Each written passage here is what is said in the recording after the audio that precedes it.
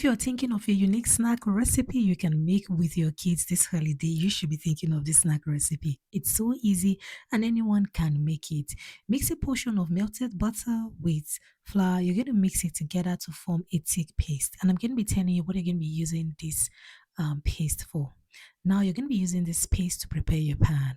Once you've mixed it and you've gotten this thick consistency, go on now to grease your pan with this paste. This is a very unique snack recipe that anyone can make. So after greasing my pan, I'm going to set it aside. We're going to go on now to prepare our wet ingredients with your evaporated milk and some eggs. I'm going to mix this thoroughly together, then I'm going to set it aside. You can decide to add your flavor at this point, or you can decide to add your flavor with your dry ingredients. For our dry ingredients, I'm adding in my flour, I'm adding in my sugar. I'm going to go on now to adding a little bit of salt to taste. Then I'm going to mix this thoroughly after I've added in my flavor. I didn't add my flavor in my wet ingredients, so I decided to add it at this point. Then, of course, our baking powder.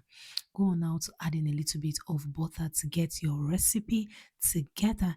And do you know that that is all?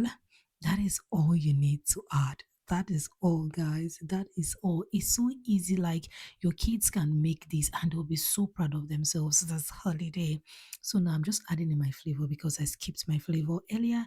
Then I'm going to go on now to mix my wet ingredients and my dry ingredients because I didn't add my flavor to my wet ingredients. I just added it to my dry ingredients. Preferably, if you're going to be using liquid flavor, add it to your wet ingredients. You're not adding more liquid.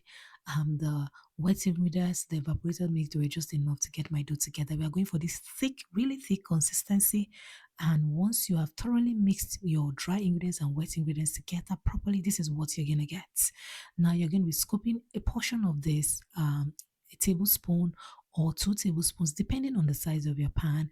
And again, be scooping these into your prepared cupcake pan. Yes, these my cupcake pans are the big size. If it's smaller size cupcake pans you're going to be using, you don't need to scoop this much. We are baking at 180 degrees Celsius for 20 to 30 minutes. Please do not go more than 30 minutes so that your snack won't get burnt. And this is the yumminess you're going to get at the end of the day.